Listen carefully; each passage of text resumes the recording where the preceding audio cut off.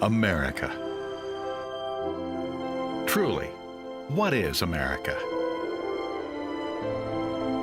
America is more than its urban icons, more than its cities. But America is never less than an outstanding array of national parks. From the Arctic to the tropics. America is coastlines and lakes and canyons. Sites that vary from mountain ranges to sweeping plains. And from this trove of national treasures, 3 jewels to stud her crown. Yellowstone in sprays of sparkling geysers. Yosemite in the golden light of a Sierra dawn.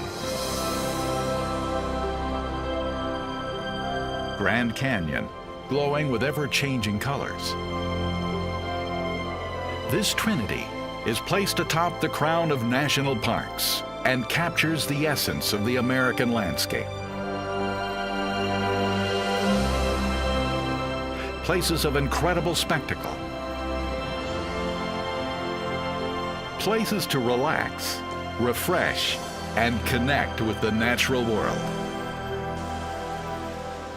Yellowstone, Grand Canyon, and Yosemite are the embodiment of the American spirit.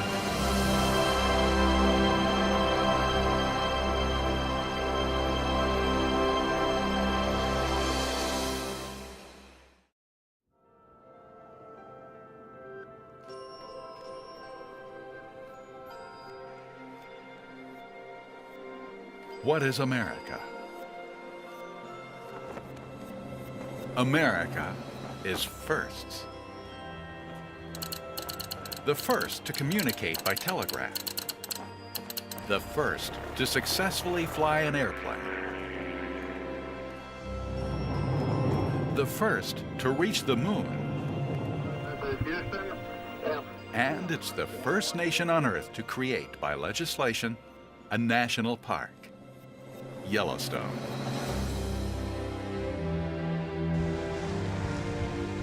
Its mythic geysers bursting high. Its cleft of colors cast a spell. Its savage beauty fills the eye. But underneath lies Coulter's hell. Roger Fromm. Yellowstone is a huge place, reaching from the northwest corner of Wyoming into Montana and Idaho. Each year, Yellowstone is host to over 3 million visitors. Within the park alone, there are 300 miles of paved roads and a myriad of trails taking you to the world's greatest thermal features. It's a place of unfolding wonders. Old Faithful,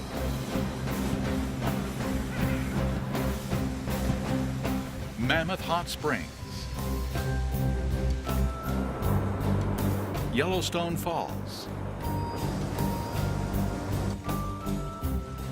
Yellowstone Lake, Lamar Valley. Natural phenomena that have become part of the American experience. Its name is celebrated over the earth, but it hasn't always been that way. Once, it was the great unknown.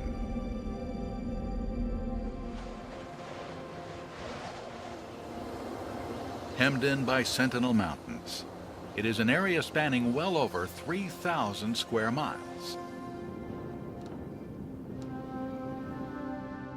Wagon trains on their westward push prudently avoid it. No white explorer has ever laid eyes on this land. To Native Americans who hunted here, it was a place possessed by spirits, a place of magic. Then, an explorer, John Colter, enters this unknown area in 1808.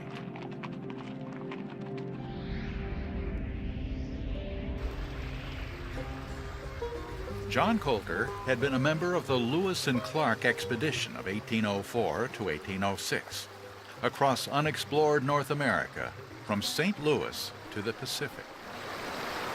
One of the most famous expeditions in U.S. history. The first written mention of this forbidden land is found in an entry that William Clark made in his journal. There is frequently heard a loud noise, like thunder, which makes the earth tremble, a tribal Indian had told him. But Lewis and Clark never ventured into the land themselves, not even for a glimpse. After his honorable discharge in 1806, Colter did not go home to his native Virginia. Instead, he went back west to search out for himself this mysterious region, becoming the first person of European descent ever to behold what is today Yellowstone National Park.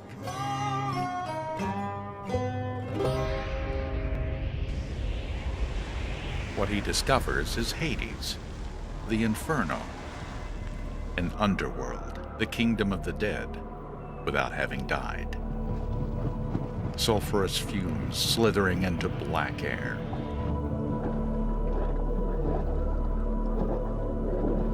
Dismal pits of bubbling pitch and mud. Bizarre formations of rock and steam, shaped by madness. Sinister forests of harsh and savage growth. A region of the damned where darkness cannot die.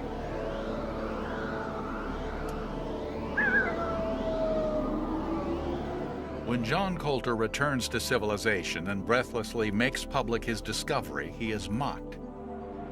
His account is called a mad hallucination. Laughingly, the region he'd explored is labeled Colter's Hell.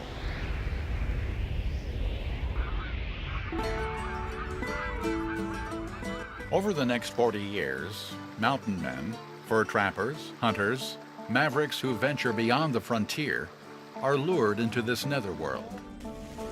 They return with stories every bit as fantastic as John Colter's. But everyone knows that mountain men are tellers of tall tales. Though the United States government shows some interest, the Civil War hampers any surveys into the region. In 1871, with government sponsorship, American geologist Ferdinand V. Hayden leads an expedition into the region to separate fact from fiction. Hayden makes a point of including an on-the-spot artist.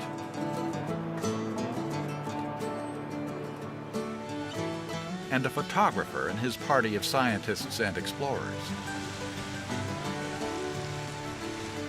What they discover is more a paradise than a purgatory.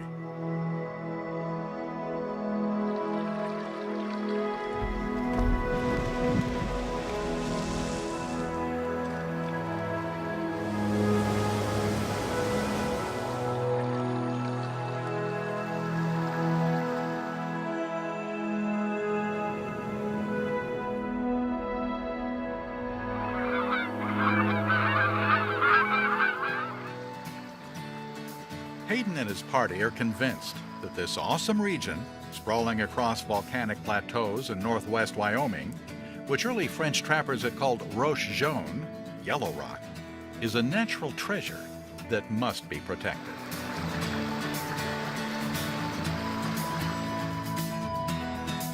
In the nation's capital, Hayden petitions the Congress to set aside a certain tract of land lying near the headwaters of the Yellowstone River as a public park. On the 1st of March, 1872, President Ulysses S. Grant signs a bill designating Yellowstone as a federally governed national park.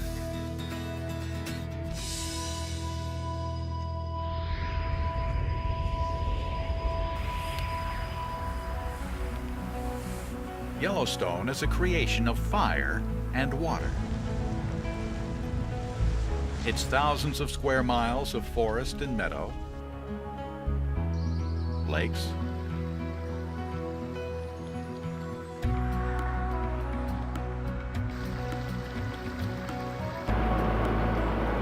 rivers, and waterfalls.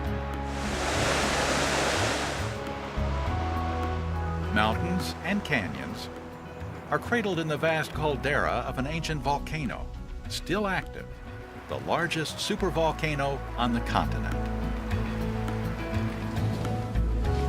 Yellowstone is fire.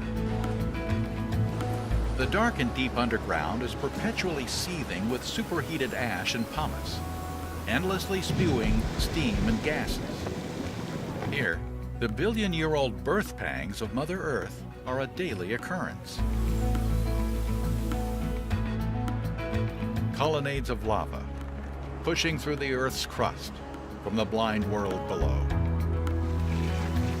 Fantasies shaped of lime and water. Fumaroles, color-tinted by mineral deposits.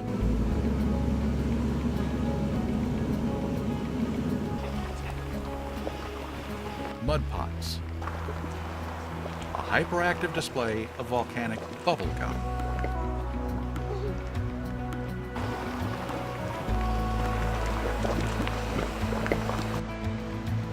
Rather than a vision of Coulter's hell, Yellowstone's landscape is what American poet Mark Strand deems a thermal extravaganza.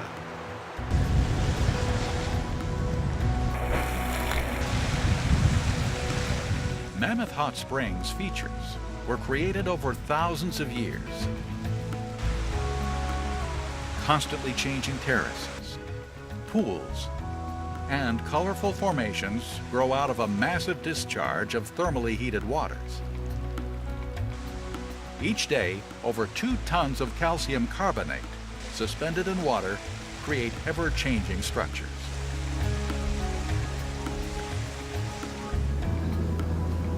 Norris Geyser Basin is the oldest and most dynamic thermal area in the park. It's been boiling and gurgling for at least 115,000 years. And it's the hottest, at 1,000 feet below the surface, 459 degrees Fahrenheit. These subterranean super-hot waters burst through the Earth's skin as geysers, hot springs, steam vents. Its pools shimmer in blue, gold, and green. The algae growing in these thermal waters are color-coded. Orange for the hottest, green for the coolest. Norris is the site of Steamboat Geyser, the world's tallest. When Steamboat erupts, it can spew scalding water over 400 feet into the air. But it's unpredictable. Major eruptions occur from 4 days to 50 years apart. Most geysers are much smaller. At Lower Geyser Basin, the largest area in Yellowstone, covering 11 acres, the steady throb of clepsydra sprouts 45 feet high.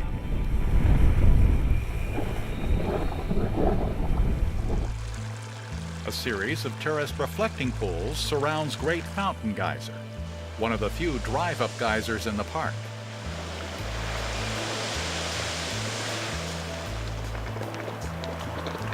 Lower Geyser Basin also hosts fountain paint pots. The mud consistency changes season to season from soupy to sticky. Midway Geyser Basin's Grand Prismatic Spring, at over 300 feet across, is the largest hot spring in Yellowstone.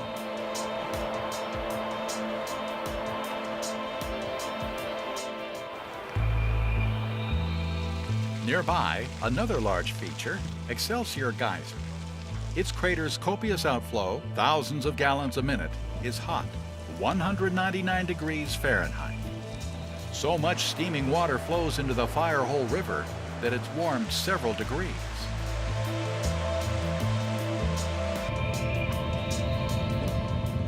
One volcano boardwalk leads to Dragon's Mouth. Rhythmic belching of steam and a flashing tongue of water give it its name.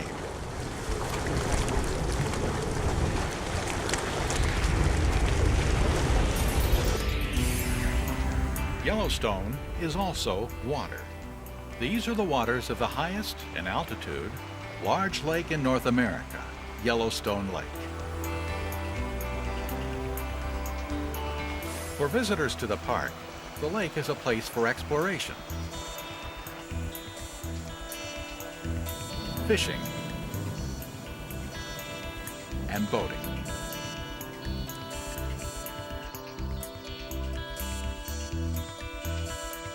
The waters of the Yellowstone River, almost 700 miles long, flow gently,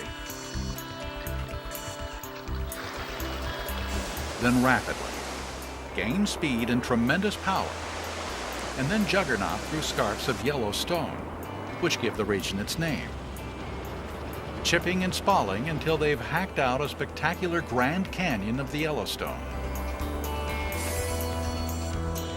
This canyon, winding and twisting for a full 35 miles, is the earth turned inside out. Rocks, soaked with minerals by ancient volcanic turbulence, glow red, yellow, magenta. A downrush of waters frigid with snowmelt, and rapids, cataracts, and finally in great cascading falls. There are nearly 300 waterfalls in Yellowstone. Chief among them, the Upper Yellowstone Falls. A dramatic outpour of spray and foam that can be witnessed from a cliff edge viewing platform.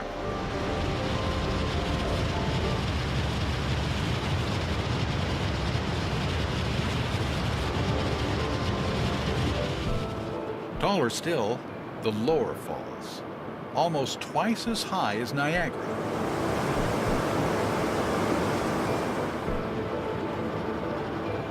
This is the view from Artist's Point, recalling the oil paintings of Thomas Moran, who captured the moment in the 1870s, as legions of contemporary camera buffs do today.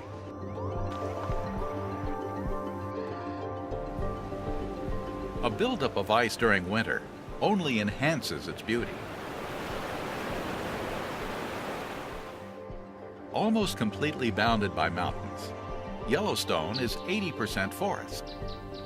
Lodgepole pine mostly, though some of its forests are no longer of living wood. Volcanic ash and soil transform tree sap into minerals, which turn the trees to stone. There are thousands of petrified trees in Yellowstone.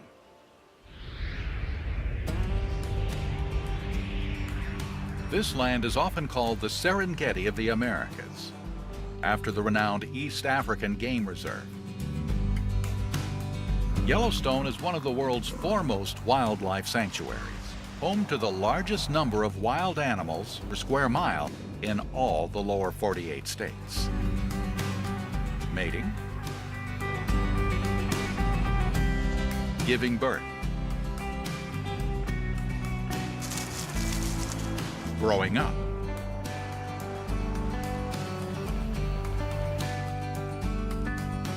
Yellowstone is a protected home for hundreds of kinds of mammals.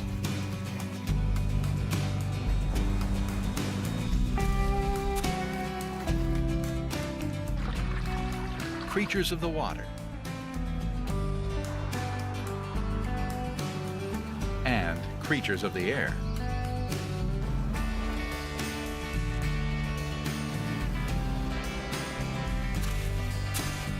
Renowned for its bears, there was a time when the interplay between the park's animals and its human visitors became problematical.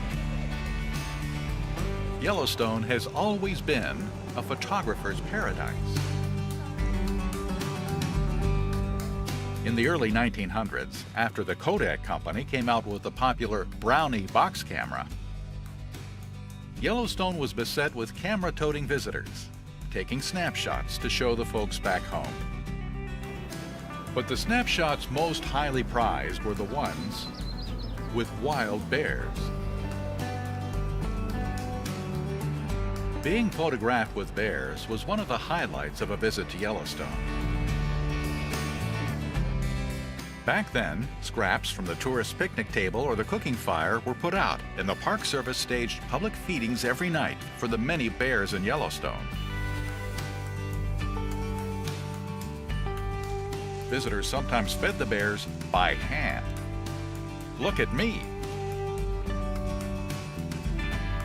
But the bear is interested only in the food. Black bears and grizzlies both are native denizens of Yellowstone National Park. Both species hibernate during the winter, which may amount to a 5 or 6 month nap.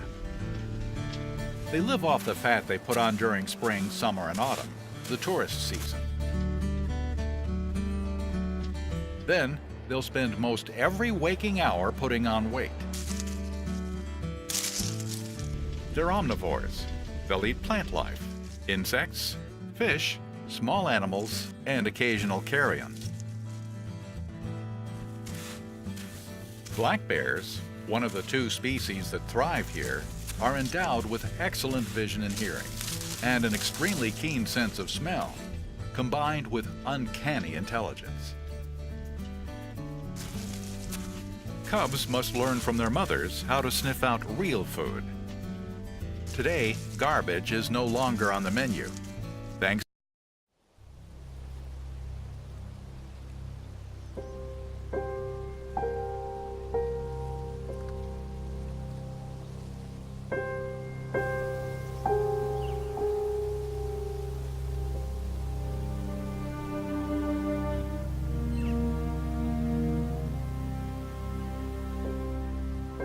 It is a moment sacred to the gift of memory.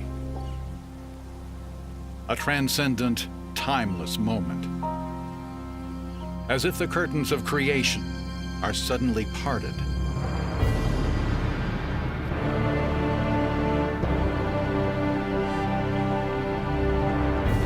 The unimaginable immensity of it. A temple of the giants of the earth. A great cathedral reaching into infinity, vaulted by a restless heaven. It is the prime beginning without end. When at last we find our voices, we speak between hushed heartbeats in whispers.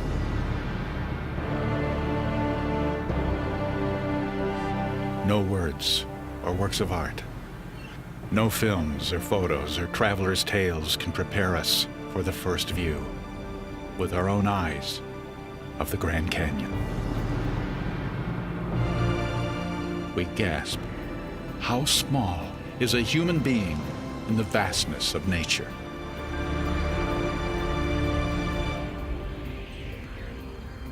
The Grand Canyon National Park, founded in 1919, is located completely in the state of Arizona. Its 1,900 square miles hosts nearly 5 million visitors every year.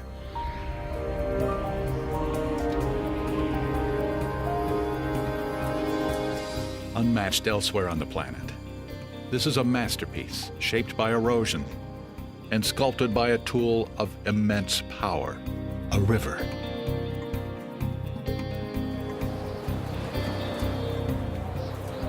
Hundreds of miles to the north, in the highest reaches of the Rocky Mountains, myriad rivers of snowmelt, cascading waters, bubbling springs, from restless sources gather, and in swelling descent, merge to become a great river. A river of staggering power. It is called the Rio Colorado by early Spanish explorers, the first Europeans to discover it, and by us, simply the Colorado. When the Spanish first saw it from above, they thought it was 3 feet across. At some points along the river, it's more than 300 feet.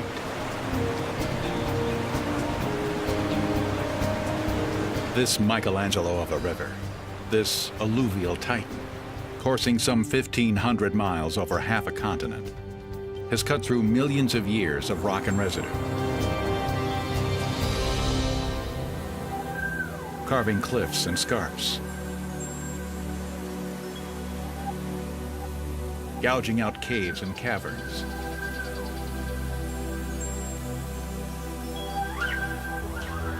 bulldozing down to the ossified depths of tropical seas that once flooded this now arid landscape. In a time so distantly old as to stagger the imagination.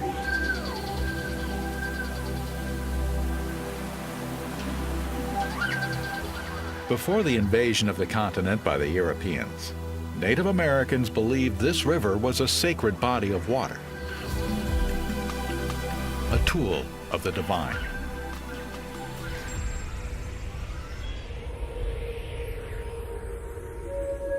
Ten 10,000 years ago, early inhabitants left few signs other than handprints.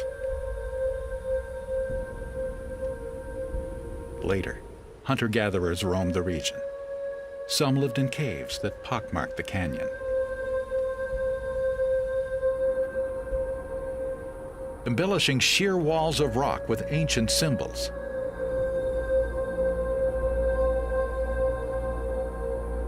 Then, by the year 500 BC, the ancestors of the Hopi arrived.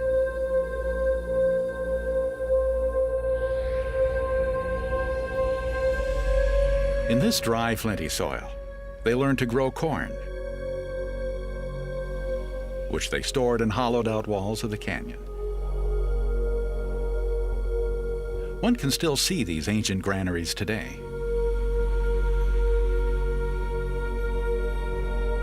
In the kivas, or ceremonial centers, where they performed their rain-making rituals.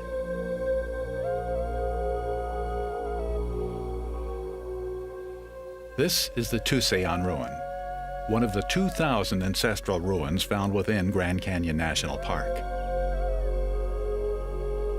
Inviting a glimpse into these people's lives. Here, there are self-guided and also ranger-led tours. Beginning in AD 1185, this shelter was home and hearth for several farming families. It is believed that a lengthy drought forced them to abandon Tusayan.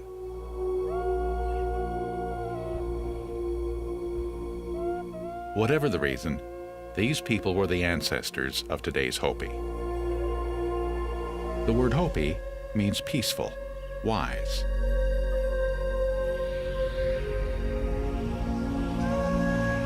To them, the Great Canyon is still Angtupka, in the Hopi language, holy ground.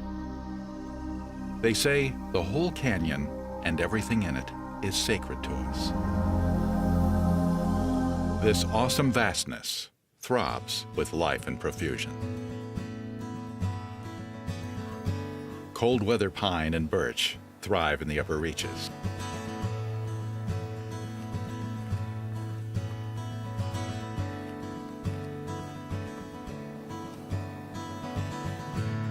Desert sagebrush and cactus in the lower.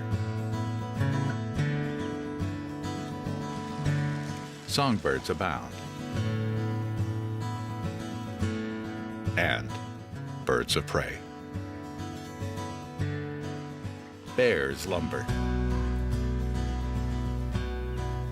As herds of deer forage. And the evasive bobcat stalks its prey.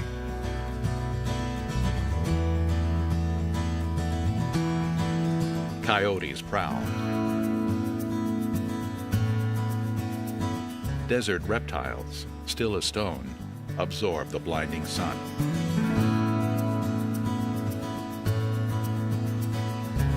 Motionless, yes, but acutely alert.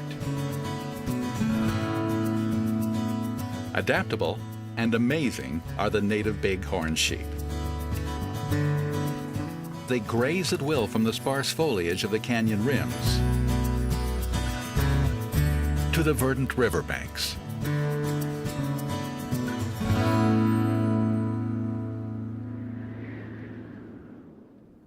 Then there's the condor, in high-speed flight from the specter of total extinction to the safe and nurturing homeland of the Great Canyon.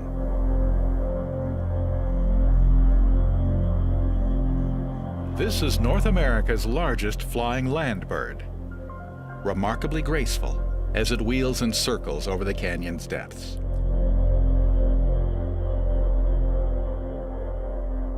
The wings of the condor can span more than 9 feet from tip to tip. On such magnificent wings, the bird simply glides on air currents. Despite their super size, they're amiable creatures, playful, inquisitive. Hoping that pairs like this will hatch broods of healthy fledglings to carry on, scientists tag the birds in their efforts to restore the condor to its former numbers.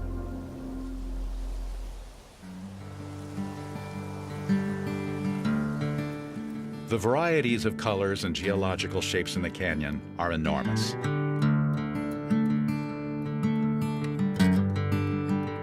The awesome vastness of the Grand Canyon with its many vistas is breathtaking.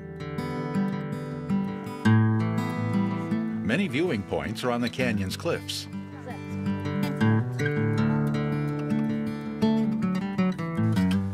On the south rim, there is Navajo Point.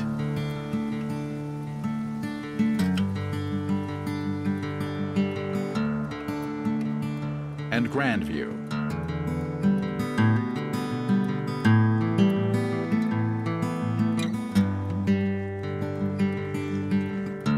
Yavapai Point,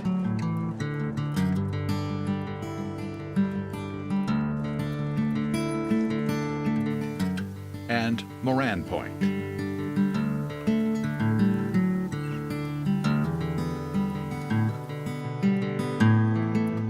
The North Rim also has its attractions. The geological feature Angel's Window is spectacular, and its own viewing point.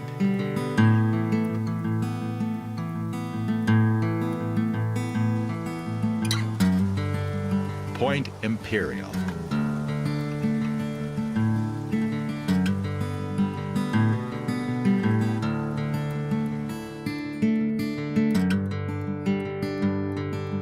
Cape Royal.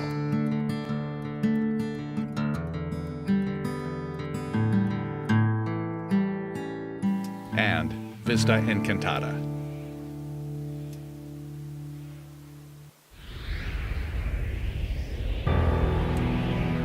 To many park visitors, as to the Hopi, there's a sacredness about the canyon. Yet it is more than a place of pilgrimage. It is a challenge.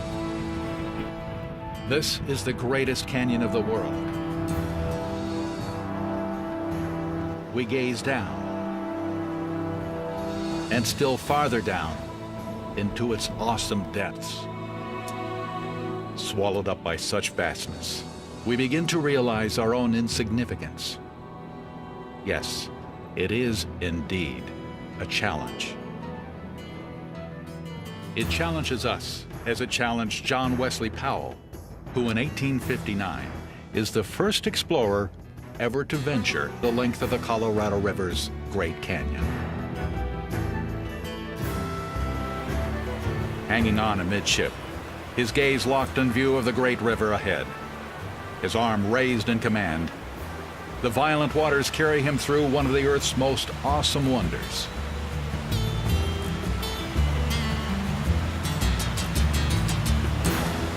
Despite warnings from his Indian friends that it could not be done, no human being had explored the river this far. Powell is fearless. He meets the challenge. To him, the Grand Canyon is music, a land of song. Mountains of music swell in the river. hills of music in the creeks, and meadows of music murmur in the rills that ripple over the rocks. John Wesley Powell.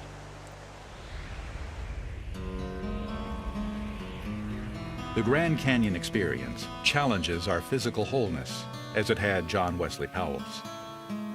John Wesley Powell would be astonished and probably delighted by the number of people who today come to explore that canyon's spectacular south rim. The breathtaking view from Mather Point is both humbling and healing. Bright Angel Lodge looks like an effortless addition to the rim with its back-to-nature architecture.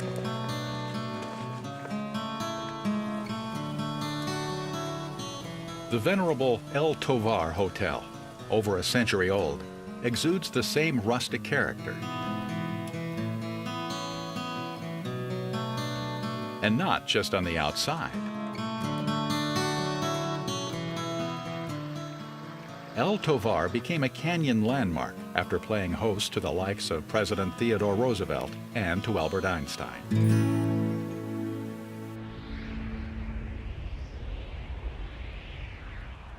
One of the most challenging Grand Canyon adventures is a descent on muleback into the canyon's depths.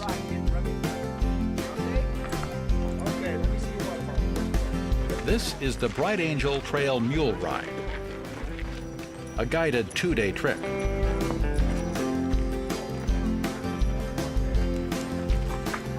To brave the ride, you must be in good physical condition. Over 4 feet 7 inches tall and weigh less than 200 pounds.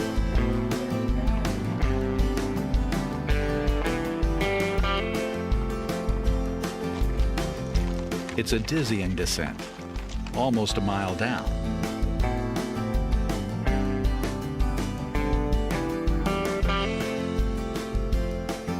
Deeper and deeper into the Earth's geological history, which is written in layers of rock, traceable back almost 2 billion years.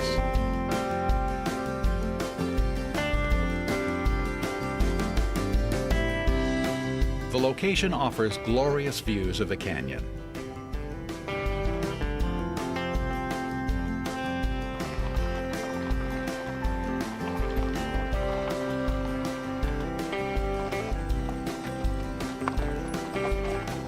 Nowhere else on this planet can such a time span be grasped with one's own eyes.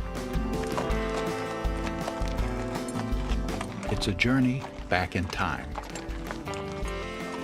If the Earth had kept a daily journal of its last 2 billion years, the Grand Canyon would be that journal.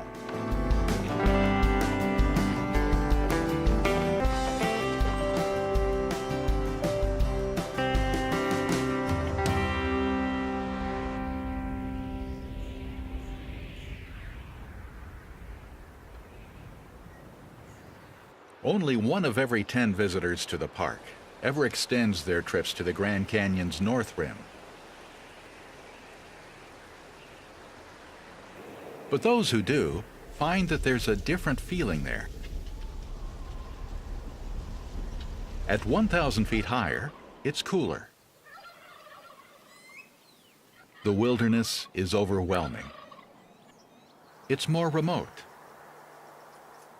A different environment with lush forests.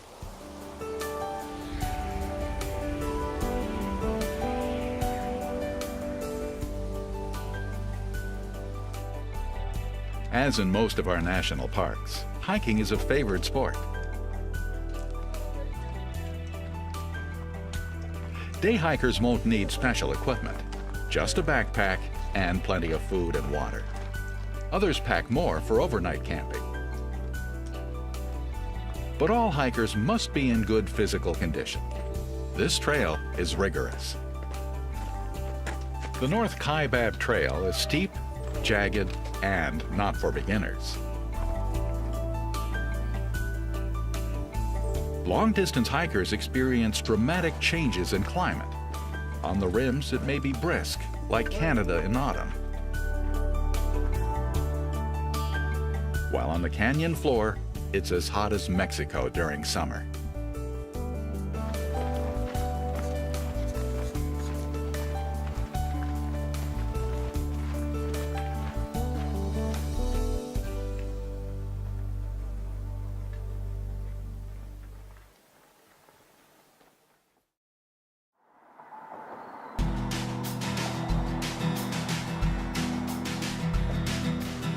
Halfway between the North and South Rim is Navajo Bridge and Lee's Ferry, starting point for one of the most adventurous river trips in the world.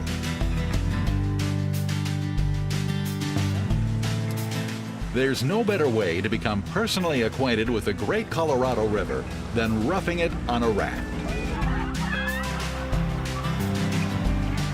You and your companions are the skilled captain's crew.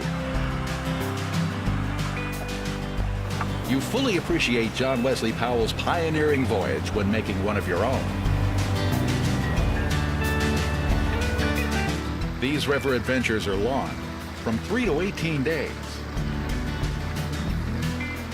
with calmer waters at first, and stops along the way for exploring caves and caverns, and for camping at night.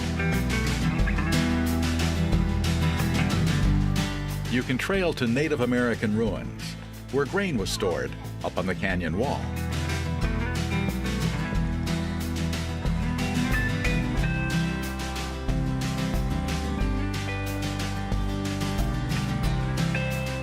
Meals are al fresco, picnic-like, with everyone pitching in, making them, and in the cleanup. Rafts are often temporarily beached near the Little Colorado River, a tributary of the mighty Colorado, and sometimes referred to as the Turquoise River. Passengers are allowed to take off their life vests and hike up the trail.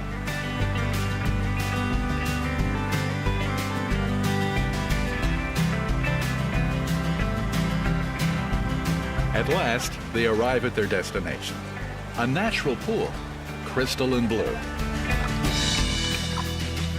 Now they're kids again, romping, splashing, diving,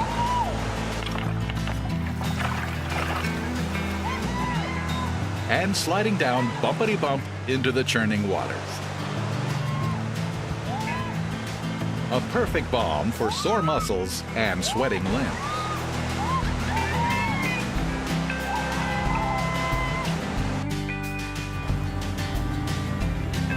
Back to the raft. Gliding now past the hiker's bridge to Phantom Ranch. The waters are rougher.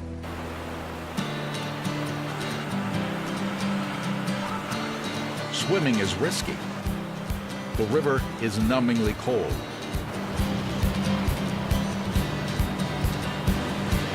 The great wild river takes over.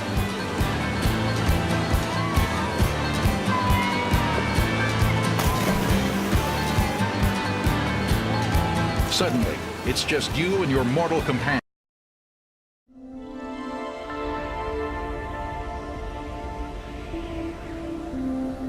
What is America?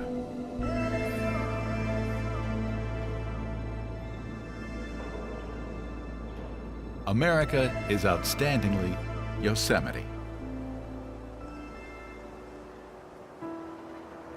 Of America's more than 100 parks, Yosemite is emblematic of all the others. The perfect park. An Eden-like masterpiece of valley and mountain that attracts visitors from over the whole world.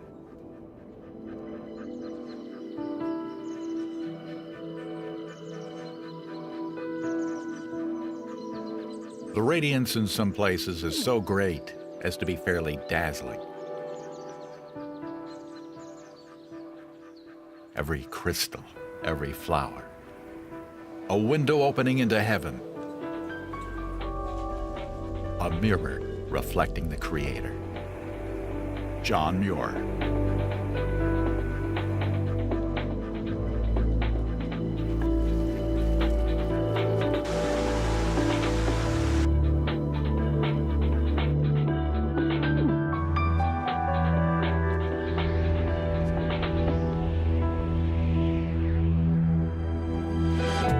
Yosemite National Park is located in east central California in the Sierra Nevada mountain range. It enjoys over 4 million visitors annually on its 750,000 acres.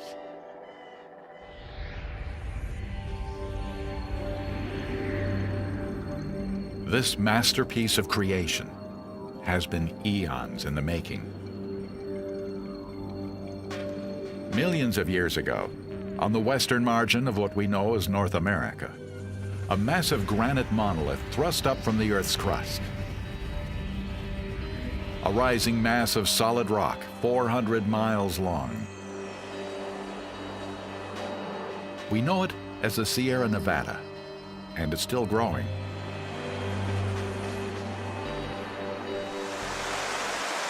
Waters gather, and in an outpour of increasing power, cut canyons through the rock. Canyons as deep as 3,000 feet. The climate turns cold, frigid. Snows of thousands of winters lash the summits. Snows that never melt. Snows that become ice, and ice that becomes glaciers. Vast glaciers, which break from their mooring, grinding down, down, down upon the granite. Rivers freeze. Great trees die where they stand. Flowers perish, not to bloom again for nearly 1 million years.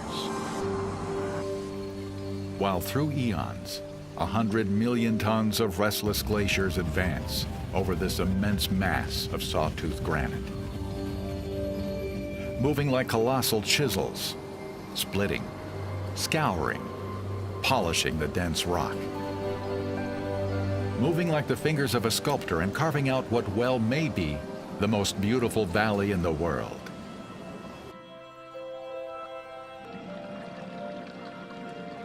The long, long winter has spanned thousands of years.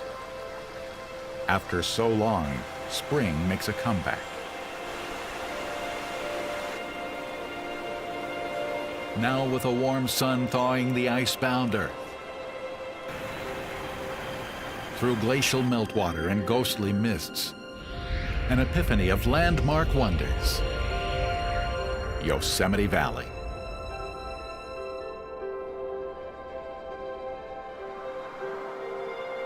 The incomparable El Capitan.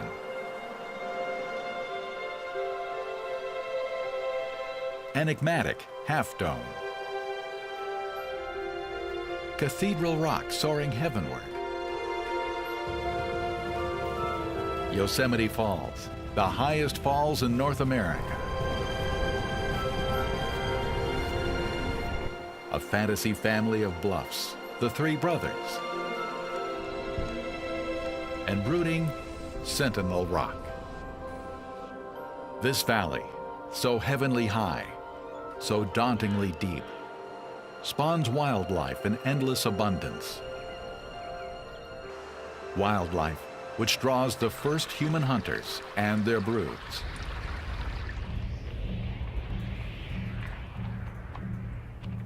In these last centuries, the valley is settled by a Miwok tribal people, who see the valley as Awani, the great gaping mouth, and refer to themselves as the Awanichi, the people of the valley. The staple food of these hunters and gatherers is the protein-rich acorn of the native black oak.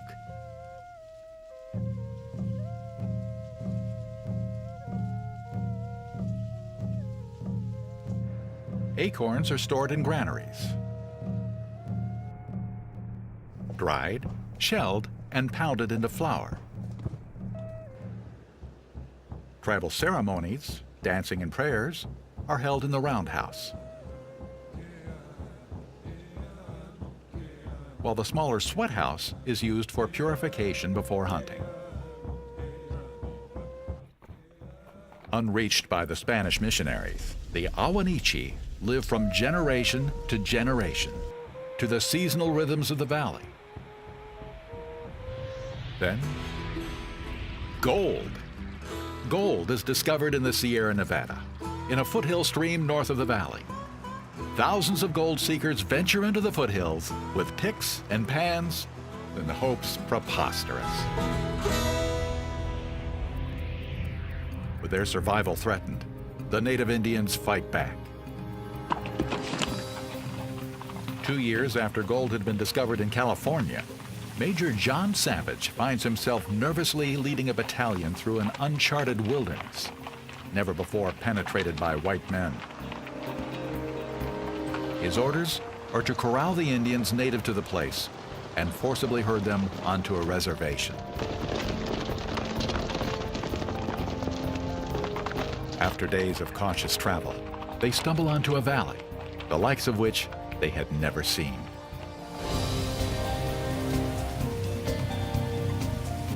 Unexpectedly, the curtain opens on the secret valley of the Awanichi.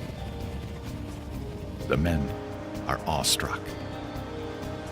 One of their number knows the Awanichi by name, Yosemite. He suggests they call the site the Yosemite Valley. The name takes hold. Blinded to the valley's grandeur by the lure of gold, newcomers blight the wilderness with squatters' crops and the gimcrack of mining. Then, in 1855, a magazine publisher named James Hutchins leads a party of sightseers into the valley. In the party is one Thomas Ayers, who makes the first sketches known of the beautiful valley. Published, his sketches attract more sightseers.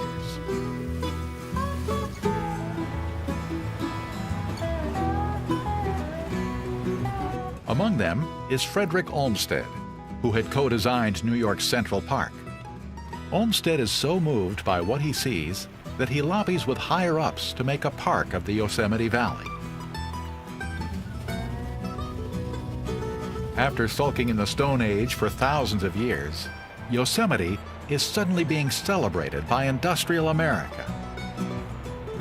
Interlopers in bustles and bowler hats.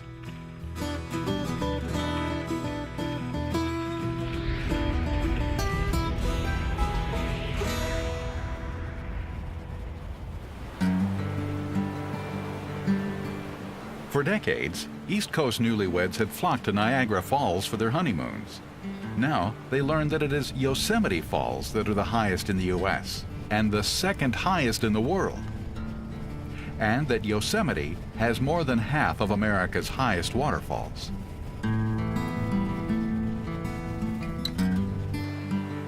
Native Americans called this fall, with water cascading from a height of 620 feet, Pohono, meaning puffing wind. Visitors from back east renamed them Bridal Veil.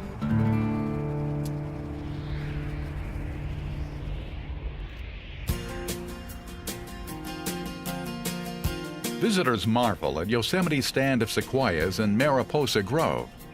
Some of the trees have grown 300 feet high. In the middle of the 19th century, Galen Clark, a surveyor, made a discovery of this grove of big trees. After building a cabin, he settled down in the Yosemite wilderness, becoming its self-appointed guardian. Fittingly, he's buried in a grave he dug in a grove of sequoias he planted in Yosemite Valley. This tree in Mariposa Grove is respectfully referred to as the Grizzly Giant. This enormous tree has a volume of more than 30,000 cubic feet. The trees can live to be 3,000 years old. They are the most massive form of life growing on this planet. They are bigger than anything that ever lived on Earth. Snobbish Easterners are increasingly respectful of the natural wonders of the West.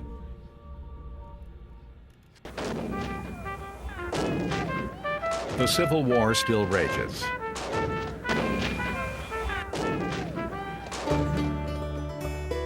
Perhaps beleaguered President Abraham Lincoln finds respite in the Yosemite paintings of Alfred Bierstadt. In any case, on June 30th of 1864, President Lincoln signs into law a bill declaring Yosemite Valley and the Mariposa Grove of giant sequoias a scenic preserve, held for public use, rest, and recreation.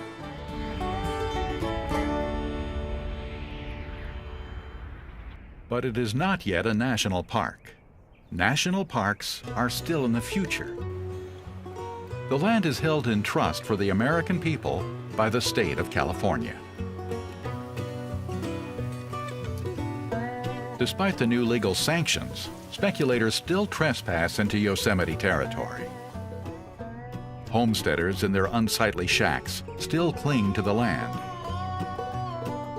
Herders drive sheep into Yosemite's high meadows for grazing. Mines are still being constructed, shafts dug, and machinery hauled in. Illegally, loggers are denuding ancient forests of their great trees. Hunters skirt the laws protecting wildlife. A voice is needed.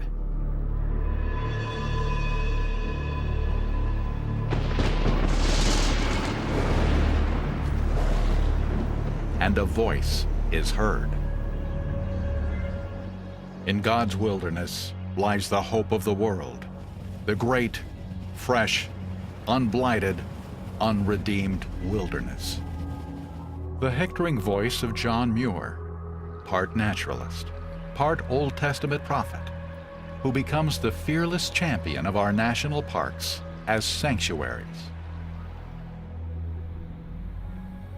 Everyone needs beauty as well as bread, he reminds us.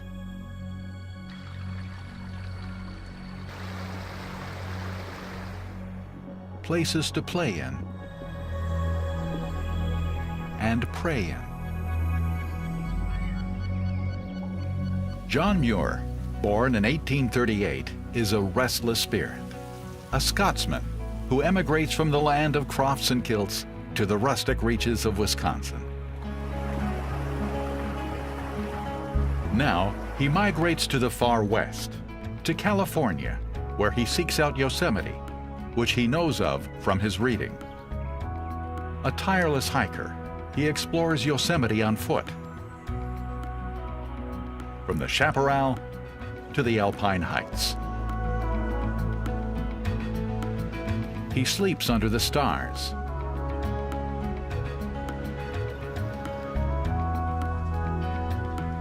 Every form of life catches his interest. He is drawn to the upper reaches of the valley. His life is a testament to our oneness with the earth.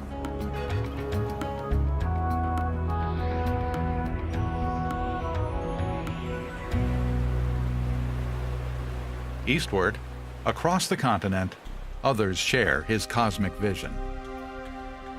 New Englanders, Henry David Thoreau, who turns his back on society and dwells in solitary contemplation at Walden Pond. And philosopher Ralph Waldo Emerson, who extols nature as universal beauty, to which every part and particle is eternally related. They are mentors to the thoughts and feelings of John Muir, who proclaims, "We all flow from one fountain, all are expressions of one love." At last, in 1890, by an act of Congress, Yosemite becomes America's third national park. But it does not include the valley itself, or Mariposa Grove. John Muir frets over the fact that Mariposa Grove, with its stand of giant sequoias, trees almost 2,000 years old, are not part of the park. Hence, they are unprotected, wide open to destruction by the logging industry.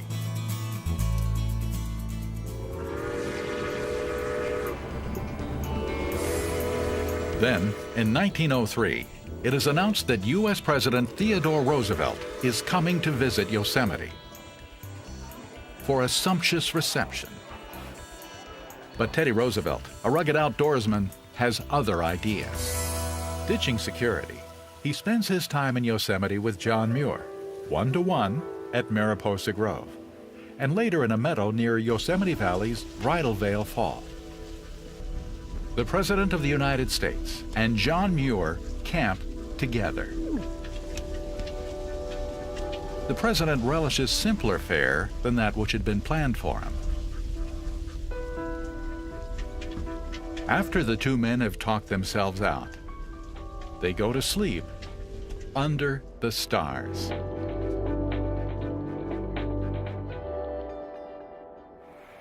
Old John of the Mountains proves to be something of a practical politician and lobbyist.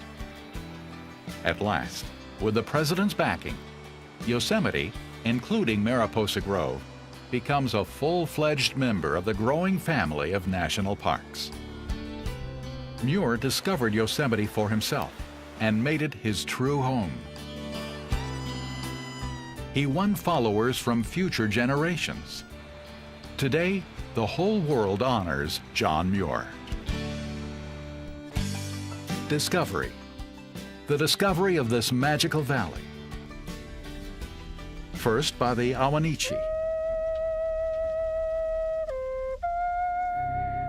then by the Mariposa Brigade of Soldiers, and by John Muir and President Theodore Roosevelt.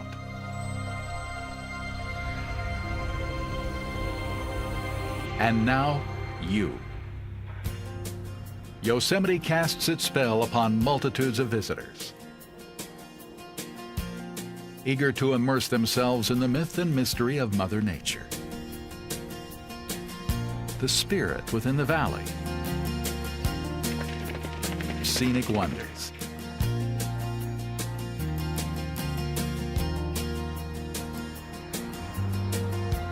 in all seasons.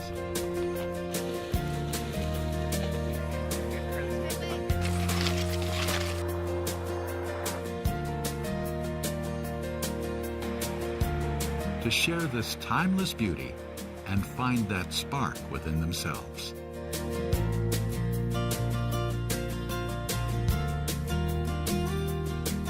Couples come to pledge their troth in this legendary setting, to marry in Yosemite Chapel, the oldest building in the park. And perhaps hold the reception at the park's venerable Ahwahnee Hotel, opened in 1927.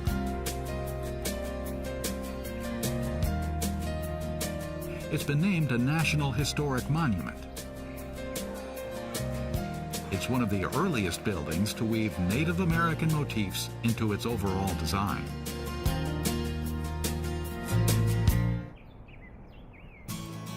Many come for sport, and there are those, in the Rough Rider spirit of a Teddy Roosevelt, come to climb one of the two monoliths which are emblematic of Yosemite National Park, El Capitan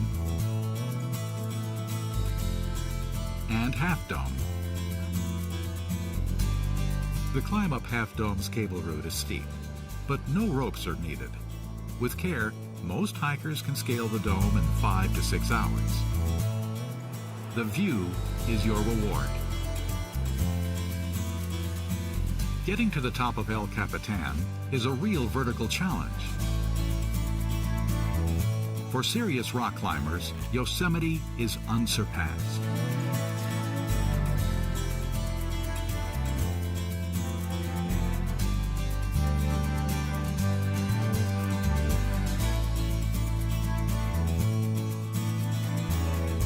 It challenges climbers of different skill levels.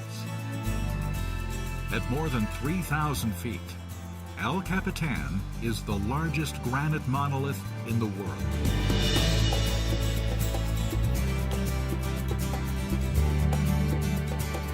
Some ascents can take days, so climbers can be seen hauling up their food and gear after them.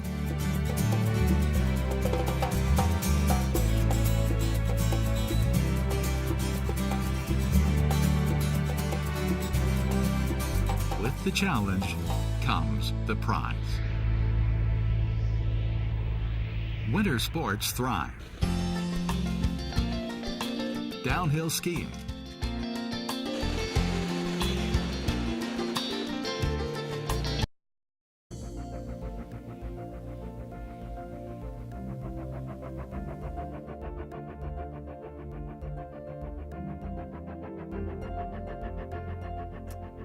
from any angle, the Grand Canyon is spectacular. However, to really experience the canyon, you need to journey along its river, the Colorado. A trip through the Grand Canyon is for most a once-in-a-lifetime adventure. The challenge of navigating the Colorado River through the Grand Canyon is intense and is one of the premier outdoor experiences in the world. The National Park Service, in an effort to keep the canyon wild, limits the number of river trips in any year. Most of the expeditions are commercial trips. Members of private parties often wait years to secure a valued permit in a lottery.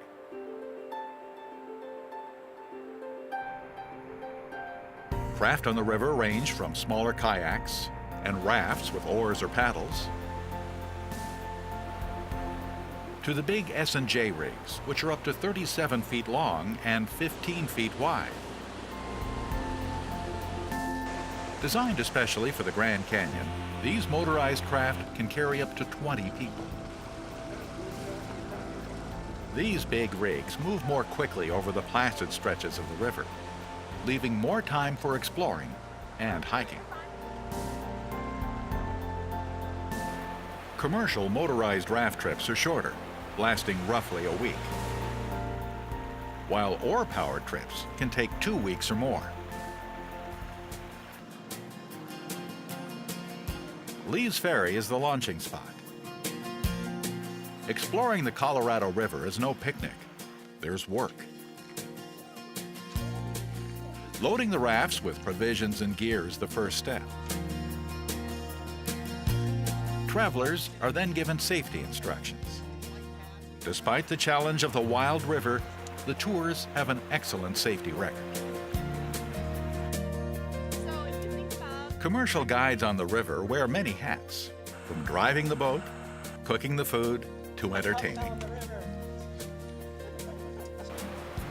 You and your fellow travelers become the guide's trusted crew. Rafting on the river evolves into a daily routine. At the end of the day, the crew unloads the watercraft. Each person has a personal waterproof bag for clothing, as well as for sleeping gear.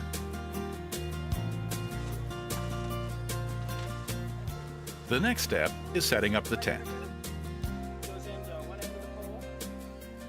Evening meals are not always steak, but food on commercial trips is consistently good. And the cooks try to outdo each other. The crew helps in the preparations, cooking, and the cleanup. Everyone helps wash up, following special directions to preserve water and to keep the canyon clean. You get up early for breakfast, and then quickly load the boats for the day's adventure.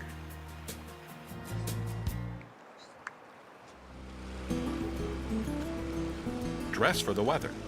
In the summer, it can be very hot. However, in spring or fall, one day may be hot and sunny, the next cool, even cold. The water, fed by snow melt from the Rocky Mountains, is always a chilly 50 degrees. Stopping for lunch can often be a chance to explore. Along the river are many opportunities for discovery. Ancient fossils embedded in the rock tell the story of life 500 million years ago. Archaeological evidence of ancient people ranges from granaries on the canyon cliffs to rock foundations at Unkar Delta.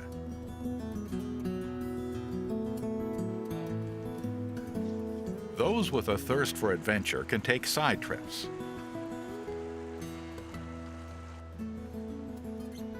Wading up the blue waters of Havasu Creek leads to a series of swimming pools, formed when travertine in the water created small dams.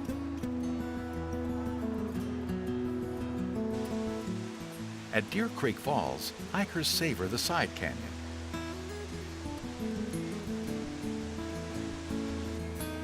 Just above the falls, a trail leads to the Narrows section, carved from the hard-resistant sandstone. The Narrows are a spectacular side canyon location.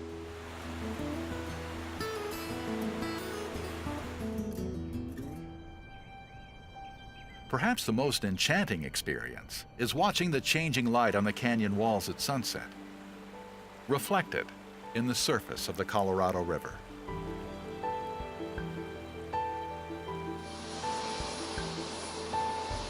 For many commercial travelers, the trip ends at Diamond Bar, where a helicopter lifts groups out of the canyon.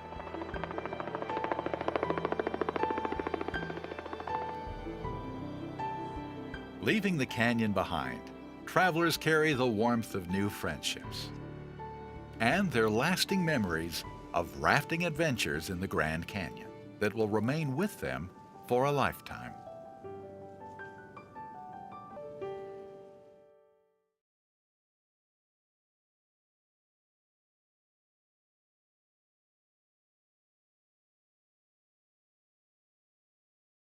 Corner of Wyoming into Montana and Idaho. Each year, Yellowstone is host to over 3 million visitors.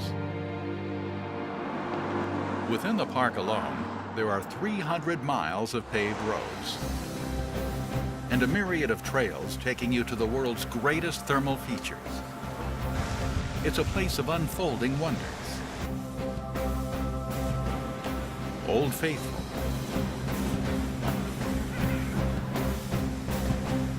Mammoth Hot Springs, Yellowstone Falls, Yellowstone Lake, Lamar Valley. Natural phenomena that have become part of the American experience. Its name is celebrated over the earth, but it hasn't always been that way. Once, it was the great unknown.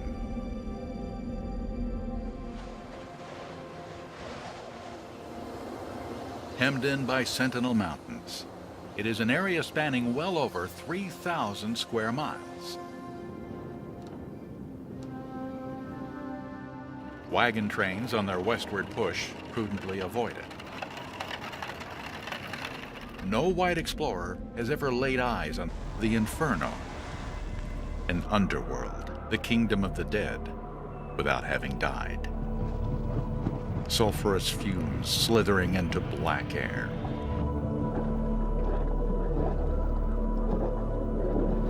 Dismal pits of bubbling pitch and mud.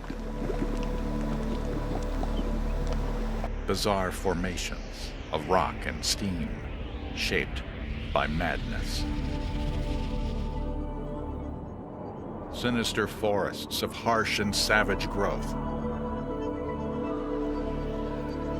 A region of the damned where darkness cannot die.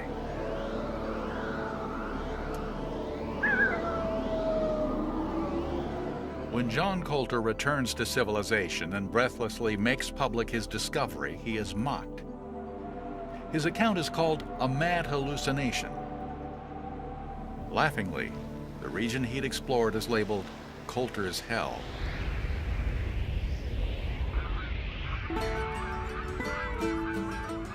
Over the next 40 years, mountain men, fur trappers, hunters, mavericks who venture beyond the frontier are lured into this netherworld.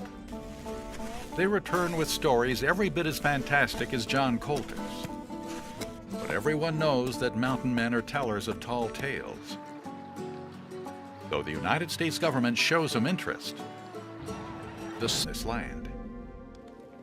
To Native Americans who hunted here, it was a place possessed by spirits, a place of magic. Then, an explorer, John Coulter, enters this unknown area in 1808.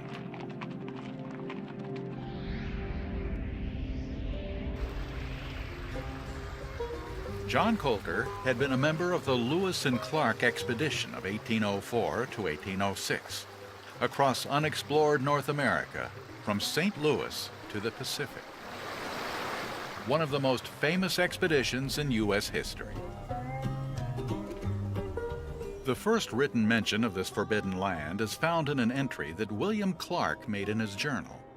There is frequently heard a loud noise, like thunder, which makes the earth tremble, a tribal Indian had told him. But Lewis and Clark never ventured into the land themselves, not even for a glimpse.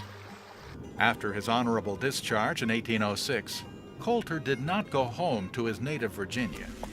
Instead, he went back west to search out for himself this mysterious region, becoming the first person of European descent ever to behold what is today Yellowstone National Park.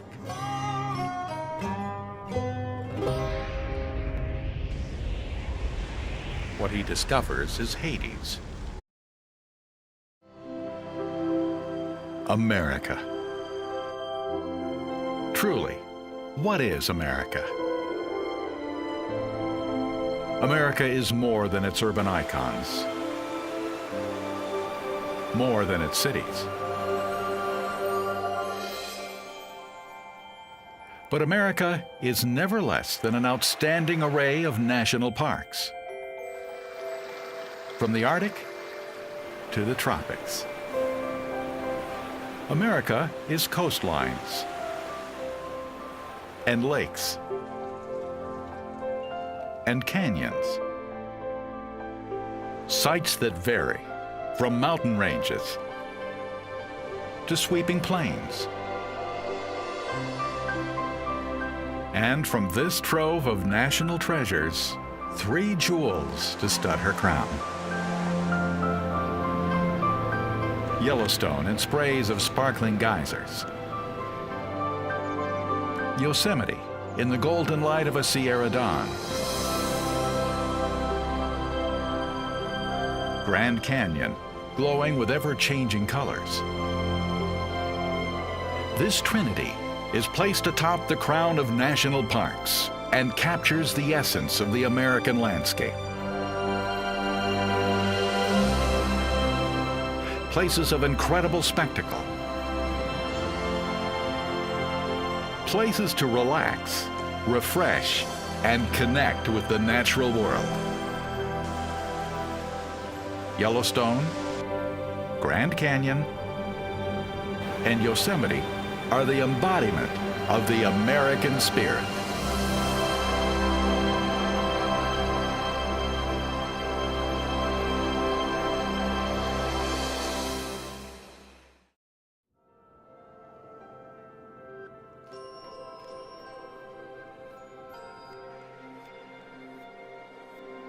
What is America? America is firsts. The first to communicate by telegraph. The first to successfully fly an airplane. The first to reach the moon.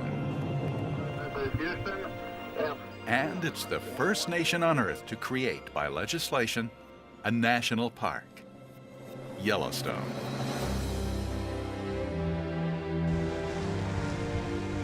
Its mythic geysers bursting high. Its cleft of colors cast a spell. Its savage beauty fills the eye. But underneath lies Coulter's hell. Roger Fromm.